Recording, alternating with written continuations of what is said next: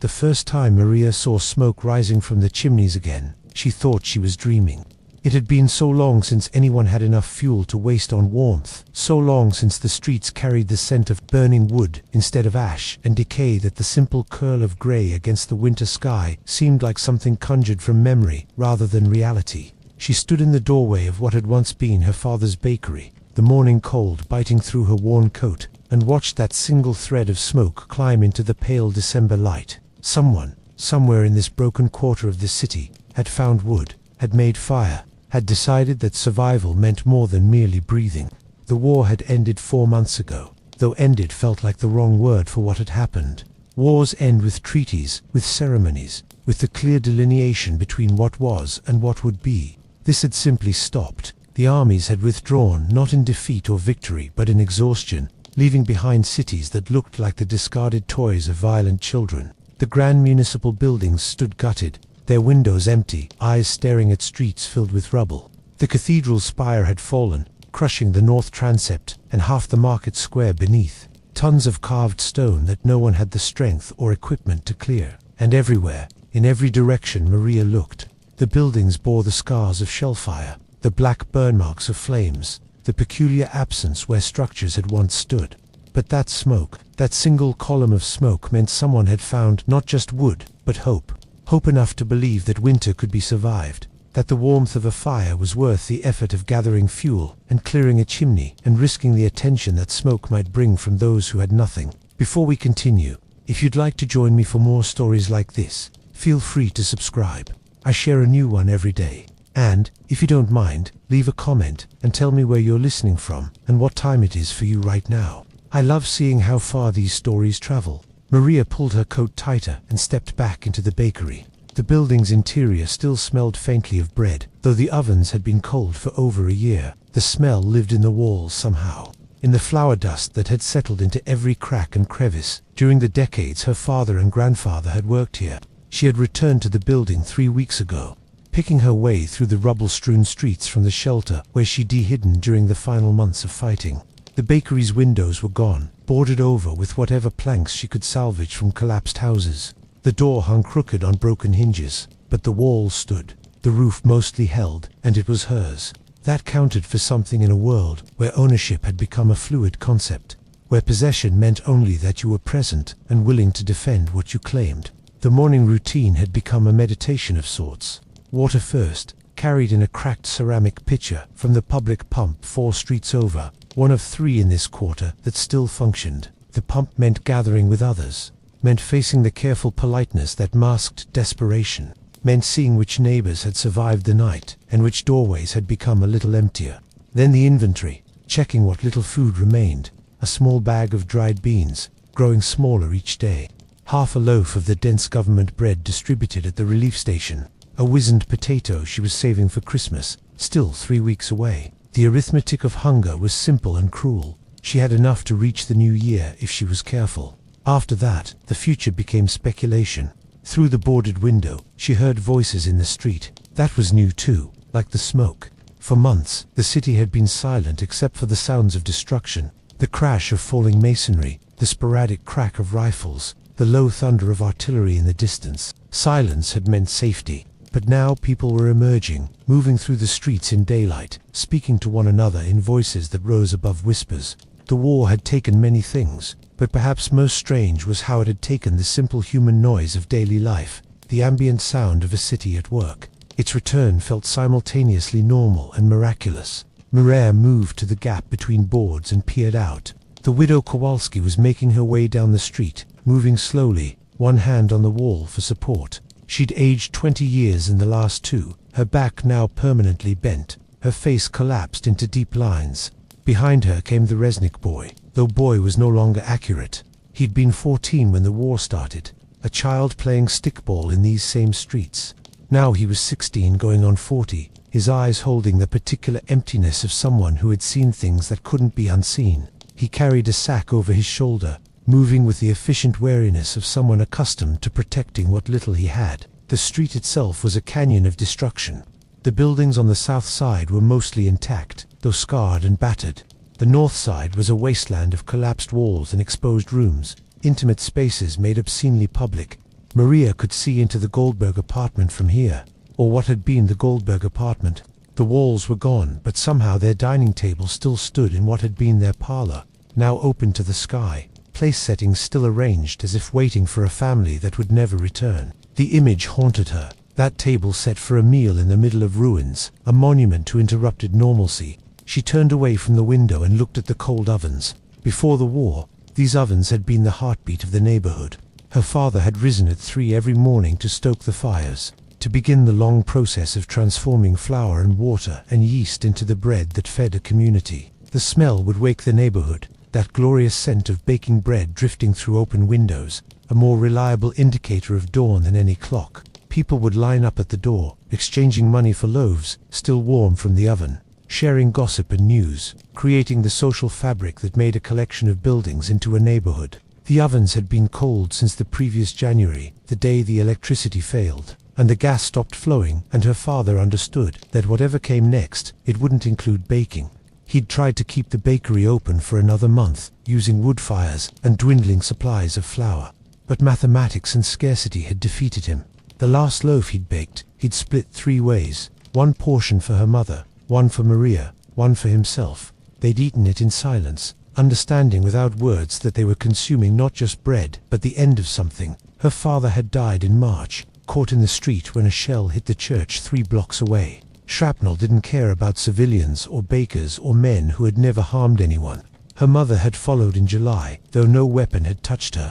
She'd simply stopped eating, stopped drinking, stopped wanting to continue in a world without her husband. Maria had tried everything, pleading and cajoling, and finally forcing food between her mother's lips, but there were kinds of death that no amount of bread could prevent. So now Maria was alone in a bakery that no longer baked, in a city that barely functioned, in a country that was trying to remember what peace looked like. She was 24 years old and felt ancient. The face that looked back at her from the small mirror she'd salvaged belonged to a stranger, all sharp angles and hard eyes. The soft curves of her youth had been consumed by hunger, replaced by the stark geometry of survival. The sound of hammering echoed from somewhere to the east, rhythmic and purposeful. Someone was rebuilding. That was happening more now. The sound of construction mixing with the sound of destruction. Men and women were emerging from wherever they'd hidden, looking at the wreckage and making the fundamental decision to try again. It seemed simultaneously sensible and insane, this impulse to rebuild when everything could be destroyed again. But what was the alternative? To live in ruins forever, to surrender to the destruction and declare that civilization had ended. Maria knew she needed to make a decision about the bakery. The building stood, but it was just a shell without function or purpose. She could live here, using it as shelter while working at whatever jobs the reconstruction effort offered. The government was hiring, paying in the new currency that supposedly had value, organizing work crews to clear rubble and repair infrastructure. Or she could try to revive the bakery, to bring these cold ovens back to life, to transform this empty space back into the neighborhood gathering place it had been. The thought terrified her. She knew the mechanics of baking, had learned at her father's elbow from the time she could reach the work table. But knowing how to mix dough and shape loaves was different from running a business, from navigating the new systems of supply and commerce, from standing in her father's place. More than that, trying and failing felt worse than not trying at all. If she attempted to resurrect the bakery and it collapsed, that would be a second death, a confirmation that what had been could never be again. A knock on the door interrupted her thoughts. Maria tensed instinctively, the war having taught her that unexpected visitors rarely brought good news. But the knock came again, polite and patient, and she heard a woman's voice call out in the local dialect, asking permission to enter. Maria pulled the door open to find a woman she didn't recognize, middle-aged, wearing a coat that had once been fine but was now carefully patched. The woman's face was tired but kind, her eyes carrying the same worn look everyone seemed to have now. "Forgive the intrusion," the woman said. "My name is Helena Novak. I live 3 streets over, in the yellow building that still has most of its roof. I'm trying to take a census of who's survived, who's returned, so we can begin organizing. May I ask your name?"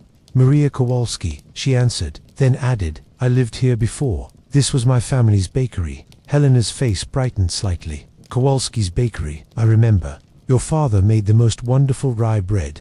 I'm sorry, I heard he was killed." The casual acknowledgement of death no longer had the power to shock. Everyone had lost someone. Most had lost many someones.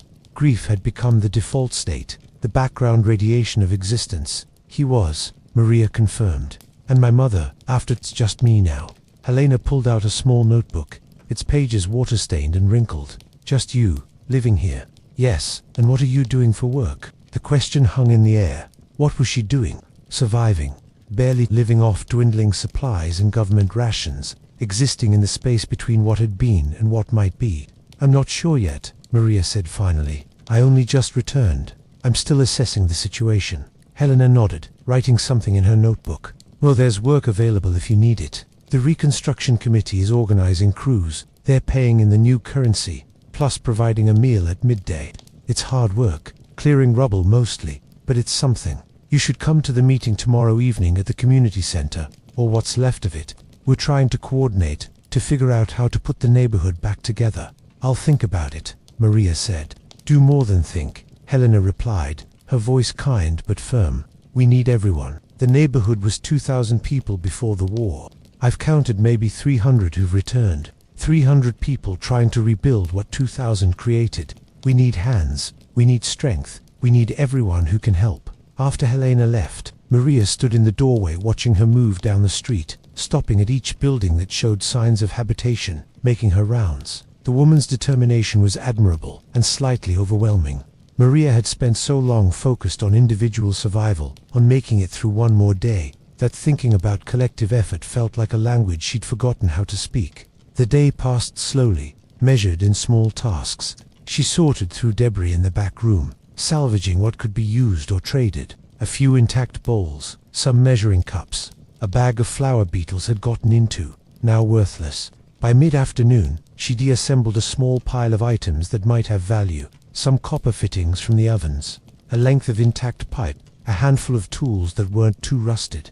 Trading had become the dominant form of commerce in the immediate aftermath. The old currency was worthless. The new currency was scarce and not entirely trusted. So people bartered. Nails for bread, labor for vegetables, information for safety. A complex economy had emerged, operating on principles of mutual need and rough fairness. Maria knew she'd need to enter that economy if she was going to survive beyond her current supplies. As evening approached, she boarded up the door from the inside and settled into her sleeping area, a corner of what had been the bakery's main room, where she'd managed to create something approximating comfort. A salvaged mattress, thin but better than the floor. Blankets from her family's apartment, carrying the faint scent of home. A candle, carefully rationed, providing light and the psychological comfort of pushing back darkness. She ate her evening portion of bread and beans, chewing slowly to make it last, and thought about Helena's words. 300 people where there had been 2,000. The arithmetic of loss. She wondered where the other 1,700 had gone. Dead, certainly. Fled to other cities or the countryside. Disappeared into the chaos of war. Their fates unknown and unknowable. Every city, every town, every village was doing this same grim accounting, trying to understand what remained. In the darkness, she could hear the city settling around her, the creak of damaged buildings shifting in the wind, the scurry of rats, now bold and numerous, feeding on the abundance death had provided, the distant sound of voices, people calling to one another, and underneath it all, the profound silence where city noise should have been. No traffic, no factories, no trains. Just wind and rats and the ghosts of normal life. Sleep came slowly, as it always did now. Her mind refused to quiet, instead churning through possibilities and fears, replaying the past and speculating about the future. When she finally drifted off, her dreams were fragmented and strange, mixing memory with anxiety. Her father standing at the ovens, but when she looked closer, he was made of ash. Her mother setting the table for a meal that never came. The Goldberg family eating dinner at their exposed table while snow fell around them. She woke before dawn, as had become her habit. The city was darkest in those hours before sunrise, truly black without streetlights or lit windows. She lay still, listening to determine if she'd been woken by a threat, or simply by her body's insistence on vigilance. Nothing, just the wind and the silence. When grey light began filtering through the gaps in the boards, Maria rose and began her routine. Water from the pump, inventory of food, checked the building for any damage or intrusion during the night. Everything was as it had been. Another day survived, another day beginning. She decided to take Helena's advice and go to the community meeting. Not because she was certain she wanted to join the collective effort, but because isolation had become dangerous. She needed information, needed to understand what was happening beyond her small sphere, needed to reconnect with the human network that made survival something more than mere existence. The community center had been the largest building in the neighborhood, a 3-story structure that hosted everything from weddings to political meetings to children's theater. Now it was a shell. Its roof collapsed, its walls cracked and unstable, but someone had cleared one corner of the ground floor, propping up damaged sections with salvaged lumber, creating a space that could hold perhaps 50 people if they stood close. When Maria arrived that evening, about 30 people had gathered, a strange mix of ages and types, united by survival and geography. She recognized some faces, neighbors from before, but many were strangers, people who had moved into abandoned buildings or who had lived here but whom she'd never met. Helena stood at the front, using an overturned crate as a makeshift podium. "Thank you all for coming," Helena began, her voice carrying in the damaged space. "I know many of you are exhausted, struggling just to get through each day. But we need to start thinking collectively. Alone, our chances are poor. Together, we might actually rebuild something." She outlined the situation with brutal honesty. The government was overwhelmed, trying to manage reconstruction across an entire country devastated by war. Aid was coming, but slowly and inconsistently. The official relief efforts were focused on the city center, the government district, the important infrastructure. Neighborhoods like theirs were essentially on their own, at least for now. "So we organized ourselves," Helena continued. "We pool resources, coordinate labor, establish systems. I'm proposing we form a neighborhood council, elect representatives, create working groups focused on specific needs: water, food, shelter, security, sanitation. Each group takes responsibility for their area, reports to the council, and we make decisions collectively about how to move forward." A man Maria didn't recognize raised his hand. "Who put you in charge?" The question was challenging but not hostile. Helena smiled slightly. "No one. I'm not in charge. I'm proposing a structure. If you have a better idea, please share it. If you think someone else should coordinate this effort, nominate them.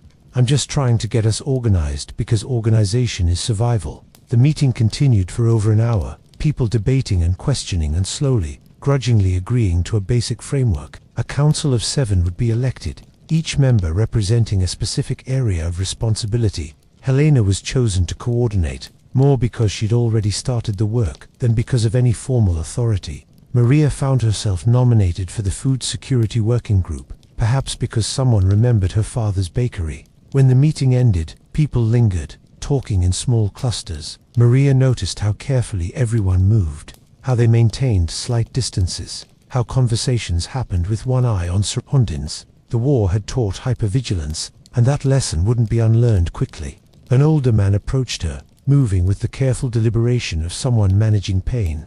His face was familiar, but she couldn't place him until he spoke. "You're Kowalski's daughter," he said. It wasn't a question. "I'm Stefan Kowalski, your father's cousin, though we weren't close. I lived on the other side of the city." Maria studied him, searching for family resemblance. Perhaps, in the eyes, the set of the mouth. "I didn't know any family had survived," she said. "I didn't know you had either," Stefan replied. "I only recently returned. I was conscripted, sent to the Eastern Front. When it ended, it took months to make my way back." He paused, looking at her with something like concern. "You're planning to stay in the bakery?" "I am alone." "Yes." He shook his head slowly. "That's not safe. A young woman alone in an empty building. There are desperate people, people who've lost their humanity. You should move in with someone else, or find a group to live with." Maria felt her spine stiffen. "The bakery is mine. I'm not abandoning it. I'm not saying abandon it. I'm saying don't sleep there alone. At least until things stabilize." He reached into his coat and pulled out a small knife in a worn leather sheath. "Take this, just in case." She accepted the knife, understanding both the gift and the reality it represented. The war might have ended, but safety had not yet returned. Over the following days, Maria threw herself into the work of the Food Security Committee. The task was daunting and detail-oriented, tracking who had food stores, coordinating with the government relief distribution points, organizing communal gardens for spring planting, establishing a system for sharing and trading that felt fair. The committee was 5 people, all women, all survivors of siege and scarcity who understood viscerally that food meant survival. They met in the partially collapsed community center, huddled around a table made from a door laid across rubble. Each brought notebooks and pencils, carefully recording information, creating lists and inventories. Maria discovered she had a talent for organization, for seeing systems and connections. She created a chart tracking food availability across the neighborhood, identifying households with surplus and households with desperate need, plotting paths for redistribution. "We need to think about spring," said Anna, a small, fierce woman who had kept her family alive by growing vegetables in their apartment. "December now means we have January, February, March to prepare. We need seeds, tools, a plan for where we'll plant. Every available space needs to be growing food by April." The others nodded. Food security next spring meant planting now, or at least preparing now. They began mapping the neighborhood, identifying spaces that could become gardens, vacant lots where buildings had collapsed, courtyards, even rooftops, if they were stable enough. Maria found herself walking through the neighborhood with new eyes, seeing not just destruction but potential. A collapsed building created space for rows of vegetables. A broken water main could be diverted to irrigate a garden. The rubble that made streets impassable could be cleared and sorted. Bricks stacked for reconstruction, broken concrete used to create raised beds. The work was exhausting and endless, but it had purpose. Each day brought small victories. 20 bags of seed potatoes secured through trade with the neighborhood to the north. A water pump repaired, creating access for an entire block. A distribution system established, ensuring that families with children received priority for protein. 3 weeks after the first meeting, Maria was making her rounds, checking in with households, when she heard singing. The sound was so unexpected that she stopped mid-step, listening to orient herself. It was coming from the church, or what remained of it. The building was structurally unsound, its roof partially collapsed, but someone was inside singing. She moved toward the sound and found half a dozen people in what had been the nave, clearing debris while singing old hymns. They'd made remarkable progress, clearing enough space to expose the altar, which had somehow survived intact. One of the workers was Father Andre, the priest who had served this church for 30 years. He saw Maria and smiled, setting down the brick he'd been carrying. "Maria Kowalski, I'm glad you survived. And you, Father, God's will," he said simply. Then, gesturing at the space, "We're cleaning up. Christmas is coming, and whether or not we have a roof, we'll have a service. People need it." Maria looked around at the damaged space, at the workers singing while they hauled rubble, and felt something shift inside her chest. It was grief and hope mixed together. The pain of seeing what had been destroyed, and the fragile possibility that something could be rebuilt. "Can I help?" she asked. Father Andre handed her a brick. "Everyone can help." She worked with them for the rest of the afternoon, carrying broken stone and splintered wood out of the church, stacking it in the street to be hauled away later. The work was backbreaking and dusty, and her hands were soon scraped and bleeding from the rough materials. But the singing continued, and the space slowly emerged from beneath the debris. As evening approached and the work crew prepared to leave, Father Andre gathered them together. "Christmas Eve will be in 3 days," he said. "We'll have midnight mass, here in this space. Tell everyone, tell the whole neighborhood. We don't have much, but we have this. We have each other.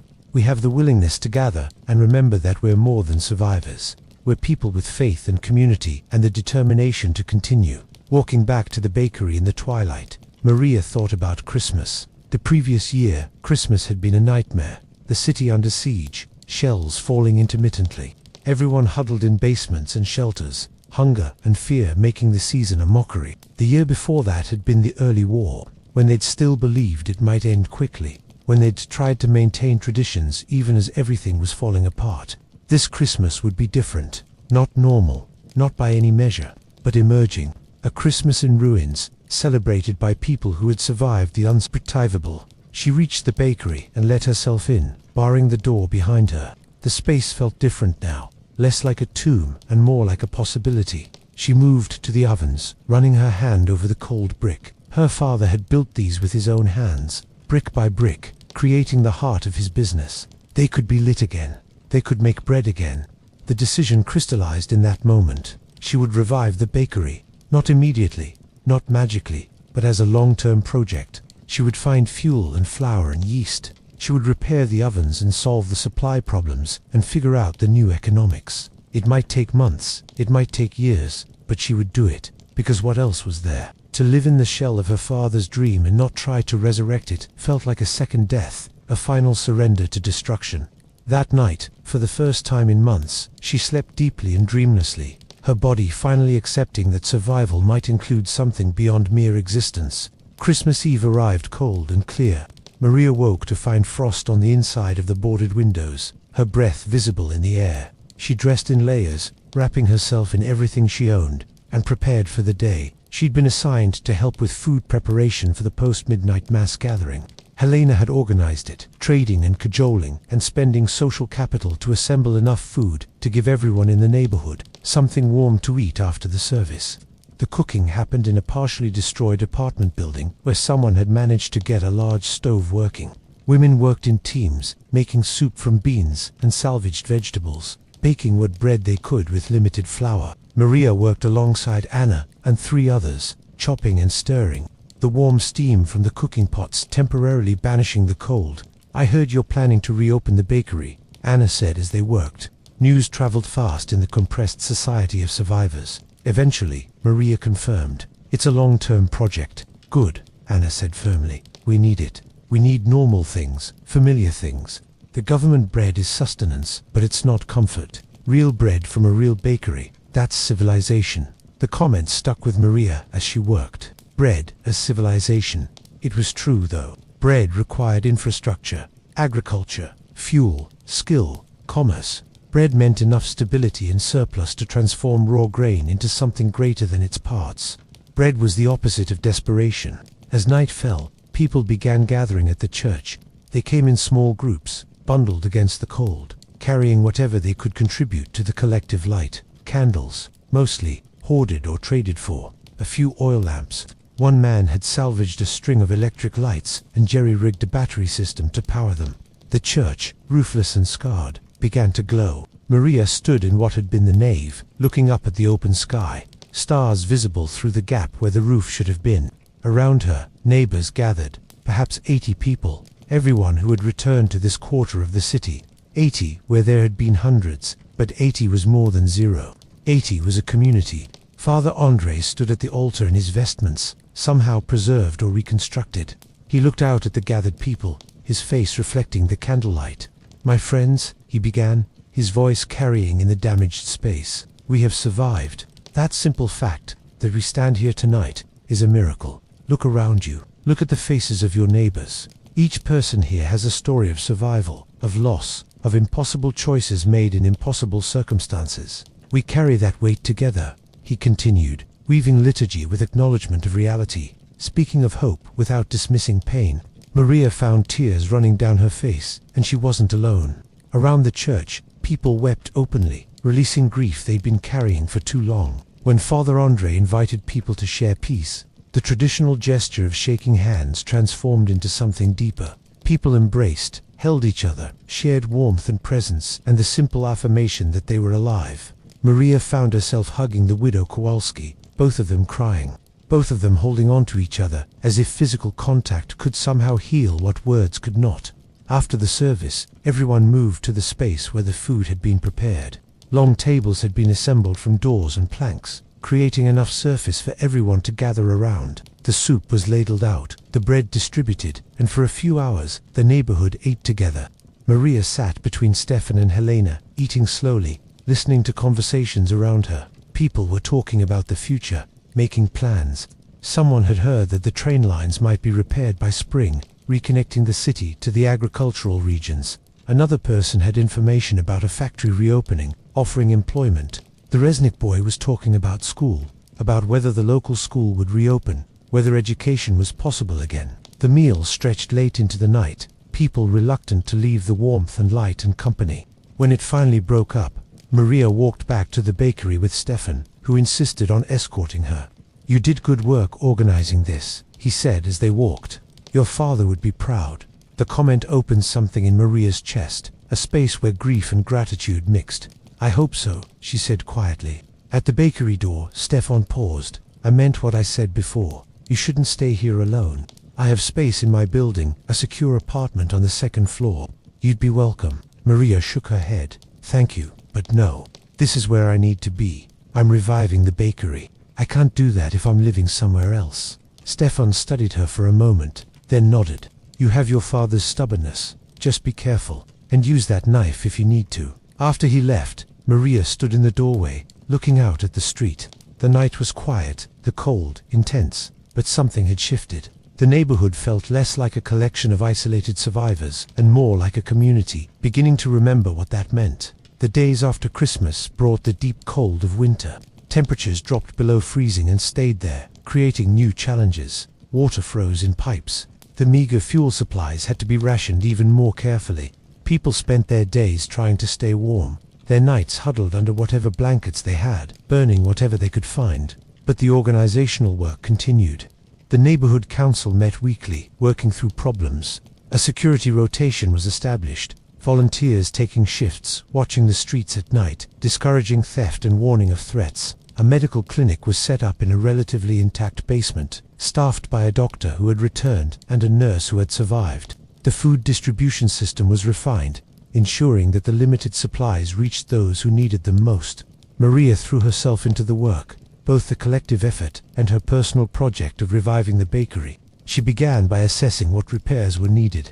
The ovens were structurally sound, but the flues needed cleaning. The doors needed new seals, and the firebox had damage that would need to be addressed. She made lists, detailed and comprehensive, of every repair, every supply she'd need, every step in the process. The fuel problem was significant. The ovens had originally run on gas, but the gas lines were destroyed and wouldn't be repaired anytime soon. She'd need to convert them to wood firing, which meant redesigning the firebox, creating a system for managing wood flames rather than gas flames. She needed a carpenter, someone with metalworking skills, someone who understood ovens. She put the word out through the neighborhood network, asking for help. 3 days later, a man named Joseph knocked on the bakery door.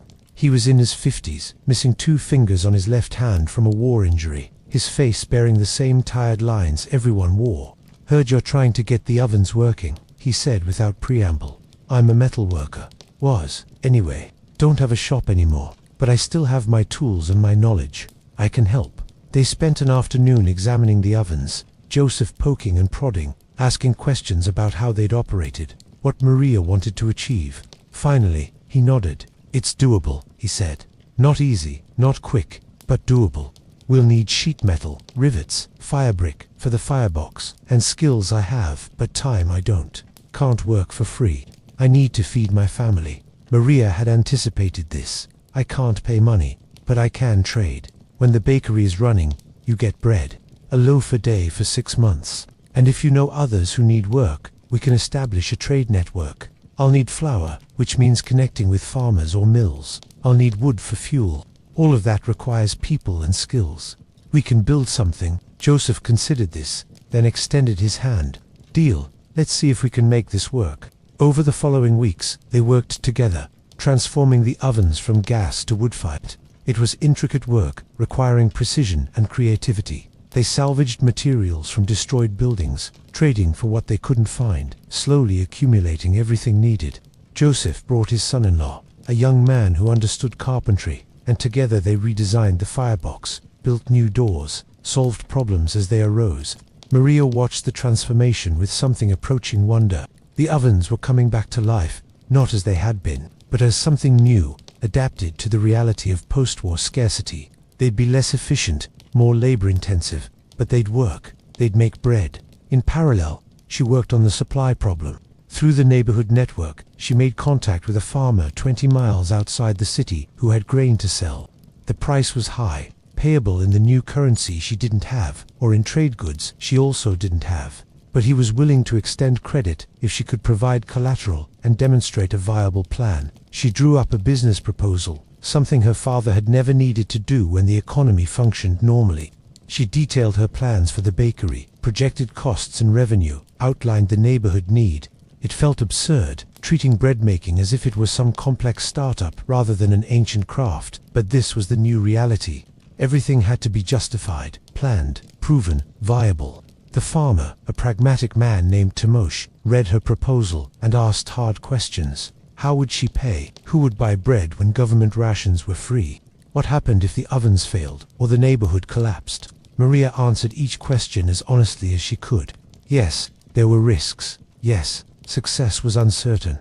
But the alternative was to not try, to accept that the neighborhood would remain dependent on external aid, to surrender the basic human activity of making bread. Tomasz finally agreed to provide flour on credit, with repayment beginning when the bakery started generating revenue. The terms were steep but fair given the risk.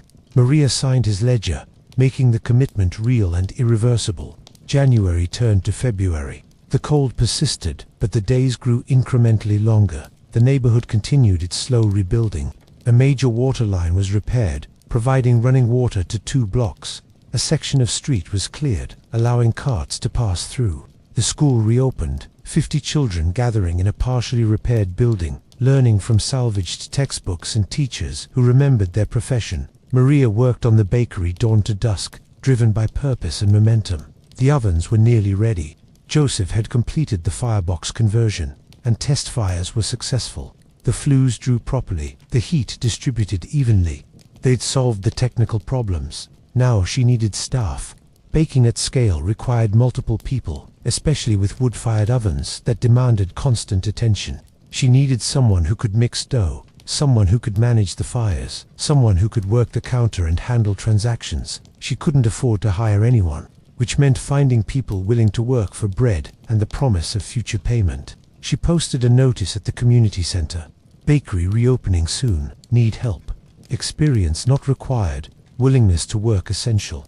Payment in bread and eventual wages. The notice felt presumptuous, asking people to work for a promise, but she had nothing else to offer. 2 people responded. First was Yue, a woman in her 40s who had worked in a factory before the war. She was direct and competent, with strong hands and an unflappable demeanor. I can work hard, she said simply, and my family needs food. When do we start? The second was Piotr, a teenager who had lost his parents during the war and was living with a cousin. He was all angles and awkward energy, but he showed up on time and followed instructions. I'll do whatever you need, he promised. With Yue and Piotr, Maria had the beginnings of a team. She spent a week training them, teaching the basics of bread making, the feel of dough, the timing of fermentation, the management of the wood-fired ovens. They made test batches, small amounts of bread that they ate themselves or distributed to neighbors as samples. The bread wasn't perfect. Wood-fired ovens were temperamental, and they were still learning the quirks of the rebuilt system. Some loaves came out too dark, others unevenly baked, but it was bread, real bread, bread that rose and browned and filled the space with that ancient, comforting smell. On March 1st, Maria decided they were ready. She posted announcements around the neighborhood. Kowalski's bakery reopening March 3rd. Bread available for purchase or trade. Limited quantities. The night before the reopening, she couldn't sleep. Every possible disaster played through her mind. What if the ovens failed? What if no one came? What if the bread was terrible? What if she'd overestimated the neighborhood's willingness or ability to pay for what the government provided free? She rose before dawn and made her way to the bakery through streets still dark and cold. Inside, she lit candles and began preparing. Yue and Piotr arrived shortly after, both looking as nervous as Maria felt. Together, they mixed dough, the familiar rhythm of kneading and folding slightly grounding.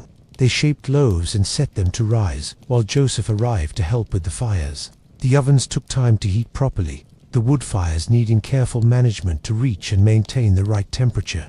By mid-morning, the bakery was warm, the fires burning steady, the first loaves ready to go in. Maria slid the first batch into the oven, using the long wooden peel her father had used, and closed the door. The waiting began. 25 minutes for these loaves, longer for others. The smell started almost immediately, that transformation of flour and water into something greater. When she opened the door to check the first batch, the loaves were golden and beautiful. She pulled them out and set them on the cooling racks, and for a moment, she just stared. Bread, real bread. Her father's ovens, brought back to life, doing what they were built to do. By the time she opened the front door at noon, a line had formed. 20 people stood waiting, their faces showing a mix of anticipation and skepticism. Maria recognized most of them. Neighbors who remembered her father's bakery, who had been eating government bread for months and wanted something different. She served them one by one, accepting payment in the new currency for those who had it, trading for goods with those who didn't, simply giving bread to those who had nothing. By 2 o'clock, they'd sold out, every loaf gone. More people had shown up than she'd anticipated, more demand than supply. Yue caught her eye across the empty counter. We need to make more tomorrow. Maria nodded, exhausted and exhilarated. Double the batch. We'll see what happens. The pattern established over the following days. They'd bake through the morning, open at noon, sell out within hours. Word spread through the neighborhood and beyond. Kowalski's bakery was open again. Real bread was available. The lines grew longer. Maria increased production, stretching her capacity and her supplies. She was going through flour faster than she'd projected, which meant accelerating repayment to Tomosh, which meant managing a cash flow that barely existed. The mathematics were precarious, success measured in survival from week to week. But the bakery became a gathering place again, just as it had been before the war. People would come not just for bread, but to talk, to share news, to connect with neighbors. The space, warm from the ovens and smelling of fresh bread, became a small sanctuary of normalcy in a city still largely ruined. One afternoon in mid-March, Father André came in, accompanied by a man Maria didn't recognize. The stranger was well dressed by current standards, his coat less patched than most, his bearing suggesting someone with resources or authority. Maria, Father André said, this is Councilman Wojcik. He's with the City Reconstruction Committee. Wojcik extended his hand. Miss Kowalski, I've heard impressive things about what you've accomplished here. I wanted to see it for myself. They talked for over an hour, Wojcik asking detailed questions about how she'd sourced supplies, managed the conversion to wood-fired ovens, built her staff and customer base. He took notes, genuinely interested. You've done something important here, he said finally. You've created a model for neighborhood-level economic recovery. Small businesses like this, they're what will rebuild the commercial sector. The government can provide relief and infrastructure, but we can't recreate the local economy. That has to come from people like you. He explained that the city was developing a program to support small business revival, offering interest loans, helping with supply chain connections, providing technical assistance. The bakery qualified. I can't promise much, Wojcik said. Resources are limited and demand is overwhelming. But I can get you access to flour at below market rates, can help you connect with other bakers who are facing similar challenges, can potentially provide a small equipment grant. Would that help? Maria felt tears threatening. Yes, that would help enormously. After he left, she stood in the bakery, looking at the ovens her father had built, now adapted and operating again. The trajectory from despair to possibility had been so gradual that she hadn't noticed it happening. But standing here now, surrounded by the smell of bread and the evidence of reconstruction, she understood that something fundamental had shifted. The neighborhood was no longer just surviving. It was beginning to rebuild. Spring arrived slowly, then suddenly, the cold broke, temperatures rising into ranges that felt normal rather than hostile. The trees that had somehow survived began to bud. The rubble-filled lots that the Food Security Committee had targeted for gardens were cleared and planted, rows of seeds going into the ground on faith that summer would come. The city remained scarred and damaged, but the pace of reconstruction was accelerating. Construction crews worked on major buildings. Infrastructure was being repaired. The trains were running again, connecting the city to the wider world. The flow of supplies increased, and with it, the sense that the worst might be over. The bakery settled into a rhythm. Maria hired 2 more staff members, allowing them to expand production and hours. She repaid her loan to Tomasz ahead of schedule and negotiated a regular supply arrangement. She purchased a used delivery cart, allowing them to deliver bread to homebound residents and to sell at other locations in the city. The business grew beyond her initial projections. Demand for real bread, for the comfort and normalcy it represented, was higher than she'd imagined. She found herself not just running a bakery, but managing a small company, dealing with accounting and staffing and marketing. It was exhausting and rewarding, nothing like what she'd imagined her life would be, but deeply satisfying. By summer, the neighborhood was transformed, not returned to what it had been. Too much had been destroyed, too many people lost, but evolved into something new. The gardens were producing vegetables, the school had full enrollment, the church had a new roof, built by volunteers. The streets were clearer, the buildings more stable. Life had returned, different but present. Maria stood in the doorway of the bakery one warm June evening, watching people move through the street. Children were playing, actually playing, their voices carrying in the summer air. Couples walked hand in hand. The widow Kowalski sat on a chair outside her building, talking with neighbors. Normal life, emerging from the ruins. Helena stopped by, as she often did. "How are things?" "Good," Maria said. "Busy, but good. We're considering opening a second location in the next district over. Their baker didn't survive, and they need one." Helena smiled. "Look at you, becoming a business empire. Hardly an empire, but maybe something sustainable." They stood together, watching the street. "Do you ever think about before?" Helena asked. "About how it was?" "All the time," Maria admitted. "But it's strange. The memories feel like they belong to someone else. That life, that city, that person I was. It's all gone." "Not gone," Helena corrected gently. "Transformed. We're building something new on top of what was. That's not forgetting. It's evolution." Maria considered this. "Maybe. It still feels like loss." "It is loss. It's also gain. We lost what we can never recover, but we're creating something that didn't exist before. A city rebuilt by its people, not handed down from above. A community forged in shared survival. That has value, even though we'd give anything to have avoided the price." After Helena left, Maria remained in the doorway, watching as darkness fell and lights began appearing in windows. Electric lights, in some buildings, candles and oil lamps in others. But light, pushing back darkness, marking human habitation and determination. She thought about her parents, about what they'd think of what she'd built. Her father would be proud, she thought, seeing the bakery alive again. Her mother would be relieved that Maria had survived, had found purpose. Both would grieve what had been lost, but both would understand the necessity of continuing. Inside the bakery, the ovens were cooling, the day's work done. Tomorrow they'd wake and begin again, mixing dough, tending fires, making bread. The basic human work of transforming grain into sustenance, of feeding a community, of creating something that smelled like home. Maria turned and went inside, closing the door behind her. The space was clean and organized, ready for tomorrow. She did a final check, ensuring the fires were safely out, the flour properly stored, the tools in their places. Everything ready for another day, another batch of bread, another small victory of creation over destruction. As she settled into her sleeping area, now more comfortable than it had been, with a real bed and decent blankets and the security of success, she thought about resilience. Everyone talked about resilience, as if it were a quality you either had or didn't, but she'd learned it was simpler and more complex than that. Resilience was just the decision, made daily, to try again, to get up despite exhaustion, to believe that effort mattered, to build even when building seemed pointless. The city around her was filled with people making that same decision, in thousands of different ways. Rebuilding homes, reopening businesses, planting gardens, having children, creating art, teaching school. Each small act of creation was an act of defiance against destruction, a declaration that human beings would not be defeated by circumstances. She fell asleep to the sound of voices in the street, people talking and laughing, the ordinary noise of human life. The sound was more precious than silence, more beautiful than any music. It was the sound of survival transforming into living, of existence becoming life, of a city refusing to die. Morning came as it always did, indifferent to human drama.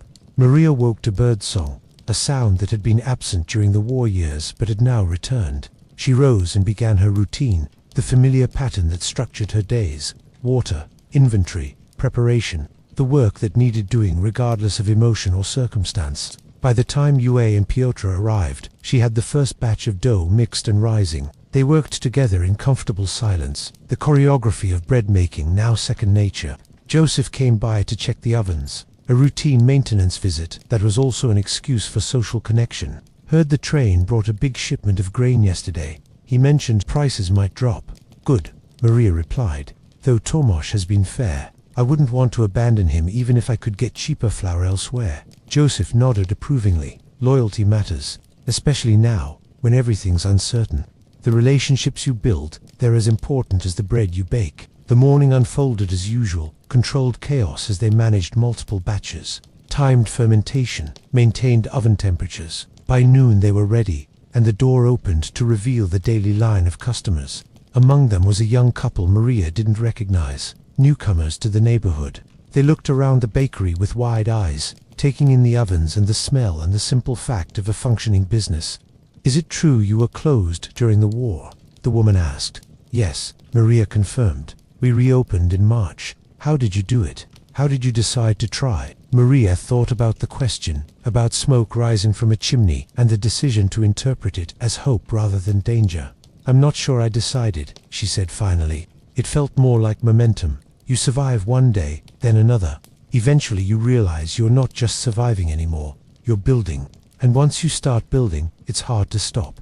The couple nodded, something in their faces suggesting her answer resonated with their own experience. They bought their bread and left, but the question lingered. How did you decide to try? Perhaps that was the essential question of the post-war period. Everyone who stayed, everyone who rebuilt, everyone who opened a business or planted a garden or had a child was answering that question through action, not through grand statements or philosophy, but through the simple decision to mix flour and water, to light an oven, to believe that tomorrow would come and that bread would be needed when it did. The afternoon brought a surprise visitor. A young man, maybe 20, knocked hesitantly on the door. He looked travel-worn, his clothes dusty, his face uncertain. "Excuse me," he said. "I'm looking for Maria Kowalski." "That's me. My name is Jacob Kowalski. Your father was my great-uncle. I only just learned he died. I'm sorry for your loss." He paused, uncertain. "I'm also hoping you might help me. I'm trying to learn the baking trade. My family had a bakery before the war, but it was destroyed and my father was killed. I want to rebuild it, but I don't know how." Maria studied him, seeing herself reflected in his uncertainty and determination. "Come in," she said. "Let me show you the ovens." She spent the rest of the afternoon with Jacob, teaching and explaining, sharing what she'd learned about converting to wood firing, about managing supplies in the new economy, about building a business from ruins. He absorbed everything with intense focus, asking smart questions, taking notes. "This is more than I hoped for," he said finally. "Thank you. Where are you planning to open your bakery?" "On the east side. There's no bakery there yet, and the neighborhood needs one." Maria made a decision. "Stay a few weeks. Work here. Learn properly. I'll pay you in bread and whatever small salary I can manage. Then go open your bakery, and we'll stay connected. Maybe we can coordinate on supply purchases, help each other navigate problems." Jacob's face lit up. "You'd do that. We're family, and more than that, we're bakers trying to rebuild.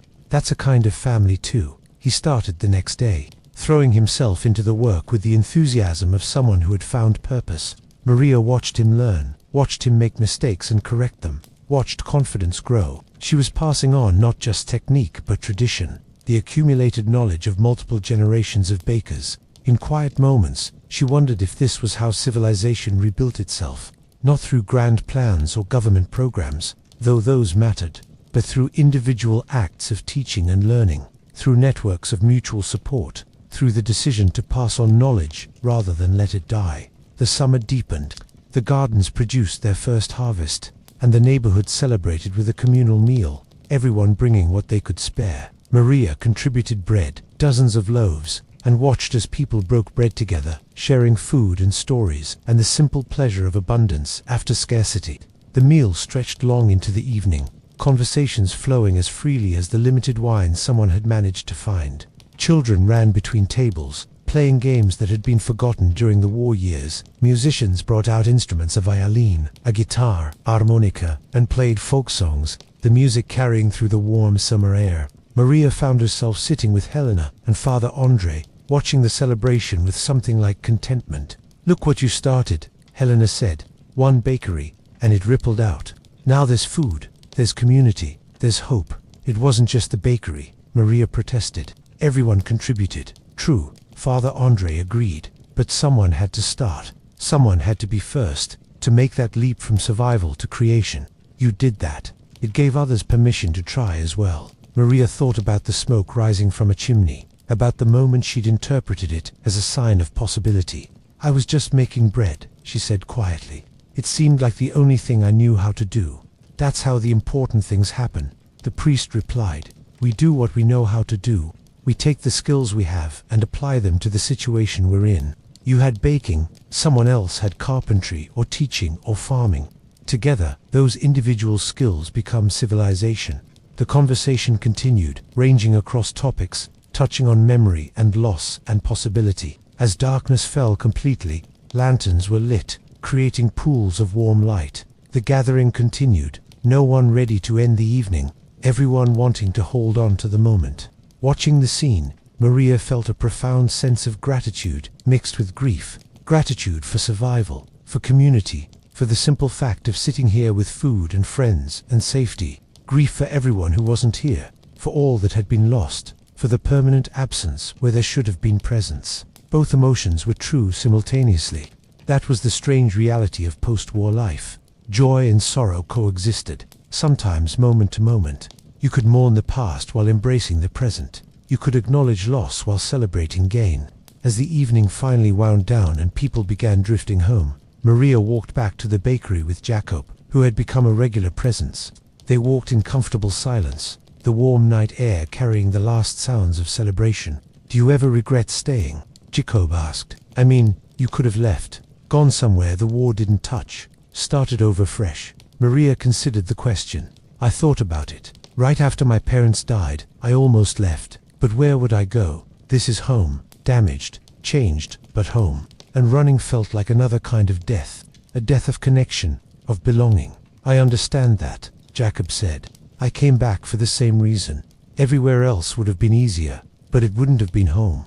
At the bakery door, they parted ways. Maria went inside to her now comfortable living space, settling in for the night. Through the gaps in the boards, she could see stars. The same stars that had looked down on the city through all its history, indifferent to human drama. She thought about resilience again, about how it had become the defining trait of her generation. Everyone who survived the war carried that quality, forged in circumstances no one would choose. But resilience by itself wasn't enough. You also needed hope. Not naive optimism, but the stubborn belief that effort mattered, that small actions accumulated into significant change, that a single bakery could become a symbol of reconstruction. The weeks continued to pass, each bringing incremental improvements. The water system was fully repaired. Electricity was restored to more neighborhoods. The school year started, with actual textbooks and a nearly full faculty. The hospital reopened additional wings. The visible signs of war, the rubble, the burned buildings, the damaged infrastructure were slowly being addressed. But the invisible scars would take longer. Everyone carried trauma, the accumulated weight of loss and fear and impossible choices. Post-war society was filled with people trying to pretend they were fine while navigating psychological damage that had no easy remedy. Maria saw it in herself and others, the hypervigilance, the moments of dissociation, the nightmares that disrupted sleep.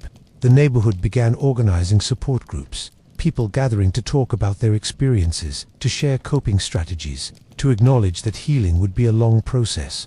Maria attended one session, mostly listening, finding comfort in the shared experience, even if talking about it remained difficult. A woman named Kotazina, who had lost her entire family, spoke about the loneliness of survival. "I'm alive, and I'm grateful for that," she said, "but I'm also angry. Why did I survive when they didn't? What makes me deserving of continuing when they're gone?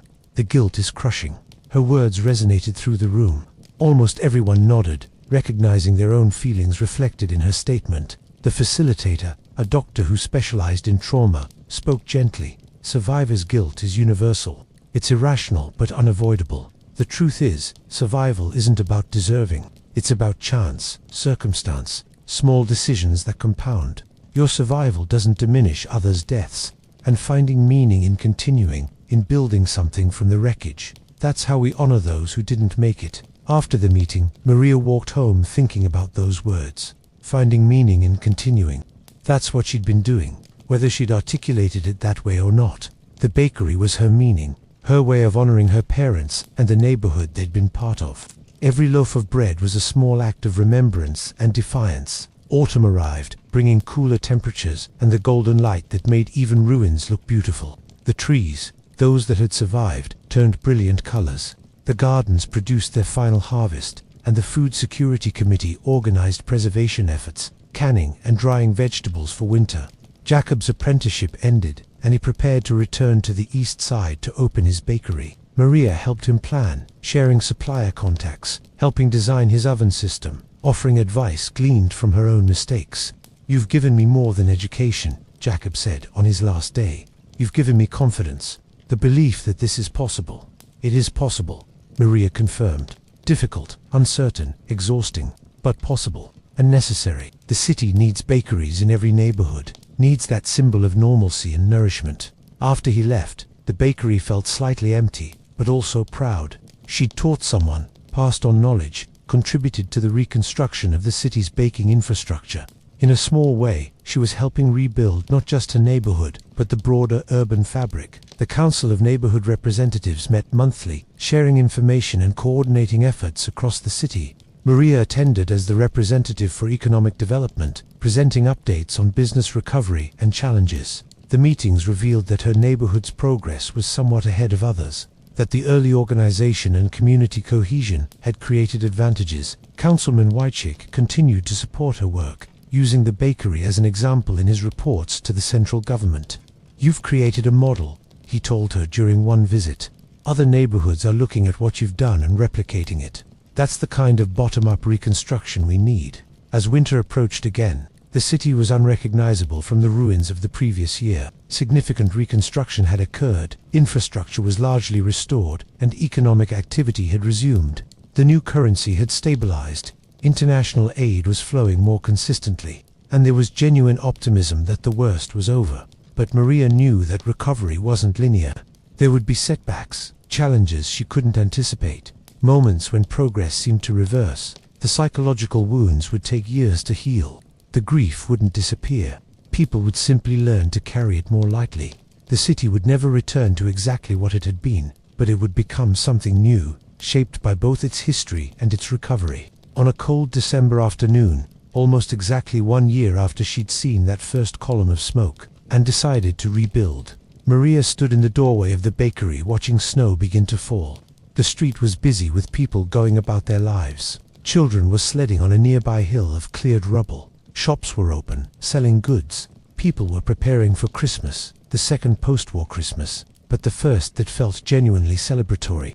Helena stopped by, as had become her habit, thinking deep thoughts. Maria smiled, just reflecting. "It's been a year since we reopened. I'm amazed we made it." "I'm not," Helena said firmly. "You had determination, skill, and community support. That's a winning combination.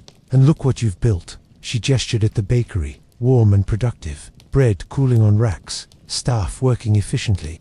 "This is success. It's something," Maria agreed. "I'm not sure success is the right word. It's more like survival that evolved into stability, and stability that might become success if we're lucky." "You're too modest. Own what you've accomplished." After Helena left, Maria went inside and began preparing for the evening close.